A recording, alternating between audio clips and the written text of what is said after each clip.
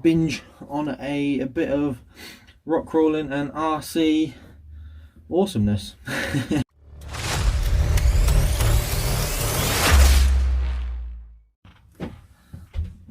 Afternoon everyone, how's it going? My name's Josh and welcome to JM Crawlers. That's right, we have finally thought of a name and a logo. So in today's video, what I'm going to do, I am going to do a run through of this beautiful little gem of a truck, the Little Ripper. Now this is a custom made scx10 kit. The body's custom made, the chassis an scx10 chassis, but it's chop and changed a little bit. Bumper, roll cage, body, everything pretty much been tweaked or cut about in some way, shape or form. But we're going to run through it. We're going to run through it, and from front to back, top to bottom, we're going to top to bottom. So yeah, we're going to run through it. I'm going to show you everything I can, and I'm going to tell you what parts are what and my ideas and everything. So yeah, that'll be good. Okay guys, so if we start at the front of the truck, this body, let's start with the body. Let's start with the body, because that's probably the question I get asked most is, what body is that? Because it's quite a unique body. One, it's a high body. Two, it's a CJ7, so it's a bit of a classic. It obviously didn't look like this when I got it, and it's been changed quite a lot compared to what it was like when it was new. So this is what it looked like when it was new, and as you can see, I have changed a heck of a lot on it. I stretched the body about, I think it was a good inch. I can't remember exact dimensions, but it was a good inch.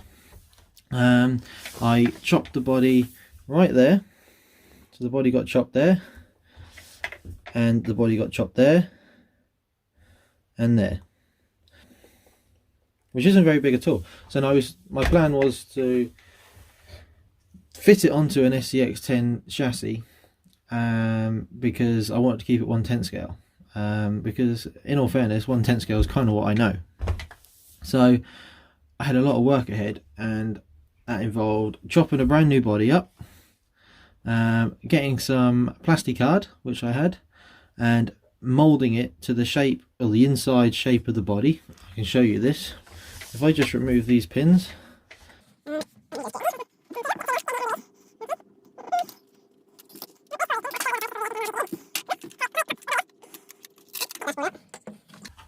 and then lift the body off. There we go. And that is the body for the Little Ripper. So it's very minimal, there's not a lot of body there at all. Okay, so this is, you can sort of see the surgery that's been going on here. So this is the piece of plastic card, you can see it there, that I put in, moulded to the shape, moulded it round and that way. So that's now, I extended the bonnet, if you like, and then on the like sort of wings, if you like, there's some more plastic card here, because obviously there would have been a big gap here because it was cut. Yeah, just past the bonnet, I think, there, or if not, it was there. It was cut there, so we put these like triangle shaped pieces in there and glued them in. Same with this side, you can see in there. And then yeah, and then so that stretched the body, but then I was left with like obviously a gap where the plastic card was, and then the body was. So then that all had to be, I think, actually no, I cut some little bits of plastic card to fill in the bulk of the bulk of the hole, if you like, and then rubbed body filler all over it, and then sanded it all down. So this is all body filler here, and then the same you can see really with this side is that this piece here, I think it's from the what you call it, the bulkhead right up to this rear fender, or this rear wheel well, is a piece of plastic card there, which you can see. And then obviously here, because it was cut just there, this is all plastic card. and it was all just glued in place, and then sanded down a bit to make it smooth. Obviously the inside's not as smooth as the outside, but yeah, and then that is the same the other side as well. You guys can see that. So yeah, and then that was basically the body stretched, because that was the only way I could think of really getting the classic Jeep to fit on the scx10 chassis, which is, you know, which worked really well in the end. I mean, this is the bulkhead here.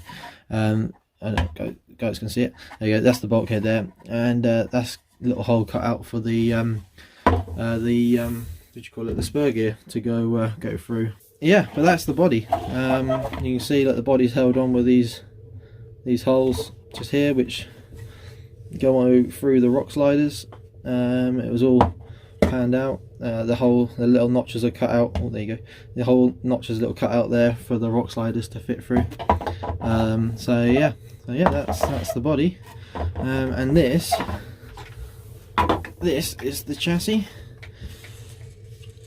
Okay, so this is the chassis that that it all fits on. This is a custom made front bumper. I wanted it to be really minimalistic, just purely because of the type of truck I had, you know, with it being a bit of a classic and everything. I wanted the bumper to be like almost sort of something that someone would have knocked up at home, you know, and then stuck a really old sort of spool winch on it. I thought that was what I was going for. As of yet, I don't have the winch, but that will be a purchase, I think. So yeah, and then that was made at the same time the cage was made. But I did, like I say, I did put in the request to have it look so minimalistic, because it's an old sort of classic, if you know what I mean. There wouldn't be really fancy shapes and powder coated metal all on it, back then. So going back, we got our servo. The servo is a super cheap servo. Servo is bought off eBay for £6. It didn't cost a lot, and I actually bought 4 of these servos for £16, and it came as a bundle. And every time they go wrong, I just chuck it away and put a new one in. And then continuing back, this box here is my electronics box. So at the moment, all I've got in there is my, I think it's a 1060 ESC and my Spectrum receiver. Let's quickly crack that open for you.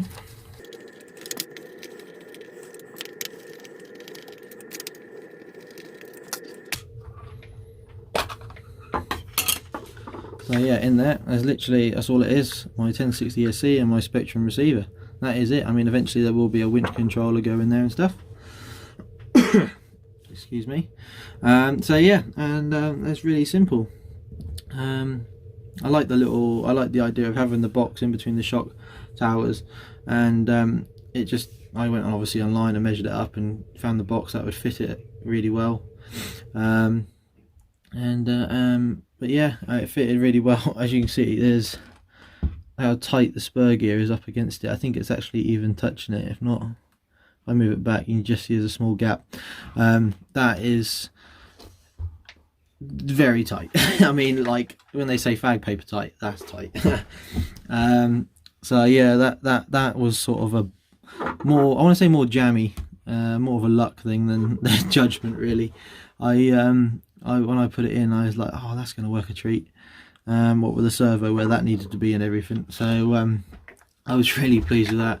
And that box is literally just mounted with the shock towers, bolt going through the shock towers, and then underneath there's I'm not sure what it was. It was in the kit. I want to say it might have been a battery tray mount or something. It's just in there, if you guys can see it. Battery tray mount off the scx10 kit, and I came off the chassis and mounted it to the bottom of the box, and it supports that box. An absolute treat. I mean, that's not going anywhere, which is really good. Okay, so moving back towards the truck, we've got our roll cage. So our roll cage is a custom made roll cage I got made by my mate Damien. He's at UK Scale Garage on Instagram. Make sure you guys give him a follow. He is so good at fabricating, and he doesn't admit it. And so yeah, he knocked this up for me, and it was based on a picture I sent him of basically what the truck was supposed to look like at the end, but I changed it in my mind. Anyway, so yeah, and he made all this chassis, all this roll cage up for me, which is actually all mounted. Let's turn it around. All mounted to the chassis. It's not mounted to the body, which is a huge benefit, because I've had chassis, roll cages that are mounted to the body before, and when you take a hard hit, it's the body that takes the brunt of it. You know, eventually you end up with cracks and fractures, and that is not what you want, especially if you've got a body that you really like. So the body, I keep saying the body, the roll cage comes down, and it's mounted to the rock sliders right there. 4 mounts, two mounts on the rock sliders and 2 on the chassis. So mounted to the rock sliders, and then the rock sliders are mounted to the chassis. Okay, and then there's this like back piece that comes down and mounted to the rear of the chassis there. So this body is again, this roll cage is mounted to the chassis, and I say then the body just fits straight over the top of it. There we go. So heading inside, we've got this sort of custom made interior. This is probably one of the rougher parts of the build, really. I had some seats that I sort of just cut in and glued in, and they weren't very good, so I just covered up my mess with this Gorilla Tape. And believe it or not, that Gorilla Tape is something else. That is they've held in a tree. I mean, they're rock solid, they're not going to move. Yeah, I just sort of left it, really. I mean, it's a bit grubby, but I left it as it was. I mean, the floor pan, that's a piece of plastic card moulded over the transmission, if you guys can see that there. So I heated it up really hot and then just melted it over the top of the transmission, and then glued it to this flat plate here, which is underneath, you know, if you guys can see in there. Get it in the light, hang on. Yeah, so you guys can see in there, it's just moulded around. I'll take it off and show you, but there's just way too many bolts. So yeah, that was sort of the best result for that, and I loved it because I was able to then keep the transmission where a transmission usually is on a normal scx10, which is an absolute bonus. Just because then I don't have to worry about front motor mounts and stuff, you know, and it was a lot easier. So yeah, that worked really well. And the floor plan comes right to the back here, and it's cut through, right through there. And yeah, and let's say that's just stuck onto the rock sliders with cable ties like that. And then yeah, so moving backwards, we've got this box here is another box. That is my battery tray. So that little box there, which I really like, because I love the fact it sits, well, you can't see it very well, hang on, there you go, you can sort of see it there. The box sits right in between the chassis rails, and it's so thin that, you know, you've almost got so much room back here when the body's on to put stuff. And the little batteries I run in those boxes, in that box particularly, are these. They are the Tenergy 2.2 2 cells.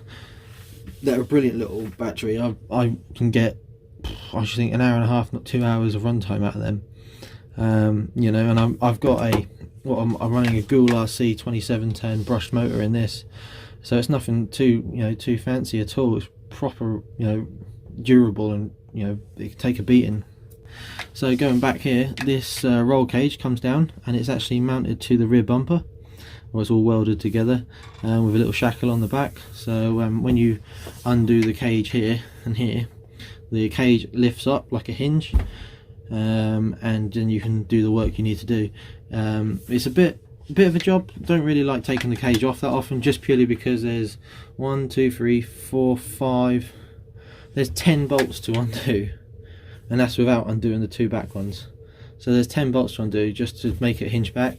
So when it's on, it's kind of on, unless there's a major malfunction, or you know, something seriously gone wrong with the transmission or motor, because that's the only thing that's under there. The shocks are the standard shocks you get in an scx10 2 kit, so there's nothing fancy about them at all. They work so well. They just keep the centre of gravity nice and low. They give me plenty of flex when I need it. You know, they just work. They're just brilliant. Again, the shock towers, they're just the standard scx10 ones. The back ones are scx10 1 shock towers, and the front ones are the scx10 2 shock towers. The panhard link mount there to then come down obviously onto the scx10 2 axles. That was the plan.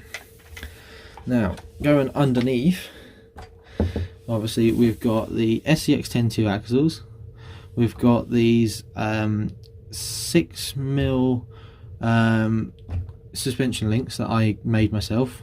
So they'll have 5mm threaded rod in the center, and then I got some 6mm aluminium sleeve and threaded it, slid it over the top of the rod and made my suspension links like that. I made this sort of shape because when you have it laying down flat, it then, that bottom link sits nice and snug up in the chassis, or up towards the chassis, so you get a heck of a lot more ground clearance. Instead of it coming straight from here straight down, it lifts it up. These are the scx10 2 suspension link joints, so plastic links with the metal ball joints. I said about the axles. The drive shafts. The drive shafts are nothing special at all. They are eBay, hardened steel drive shafts I got off eBay. They, cost next to nothing. They were a bit of a pain to start off with when I got them, because these clips kept coming off, or these rings kept coming off, and the pins kept sliding out, which is really annoying. So what I did was I glued the ring onto the drive shaft, so they shouldn't be coming off now. So the tyres I'm running are the Proline MK3 BF Goodrich mud terrains, and they're class 1 tyres, so they're quite small, but they work really well with this truck, because even these tyres, which are quite small, they rub on full flex, they rub on the body. So they work really well. I mean, the only thing I would say is that when it's wet and muddy, because they're class 1 tyres and they're super scale, the lugs get filled up with mud and wet sand quite easily, which is a little bit annoying, but in the dry they work an absolute treat. Going back to the transmission, what I run at the transmission is that's a 13.2 spur pinion gear, and then there's a is it a standard 52? I think is it 52 or 54 tooth spur gear? I forgot now, but it's the standard one, so it's the plastic one. So that's a plastic spur gear on a metal pinion, and then inside the transmission I've got pineapple gears, metal pineapple gears, because of the design of this truck and how difficult it can be to get in underneath the interior. I left the plastic spur gear in just so if anything goes in that transmission there, it'll be the spur gear, because it's easier to get to. And that is basically it. There is nothing else to show you on this truck. That is nice and simple. I believe in a bit of simplicity when it comes to building a good truck, because simplicity is reliability in my head. Okay, thanks for watching the video, guys. I really appreciate it. If you liked it, please hit that like button. Please hit the subscribe button. Any comments, leave them down below. If you want to share the video, feel free. Someone out there might be interested in me waffling on, but thanks for watching. That's the main thing, and I will see you on the next one. Cheers, guys.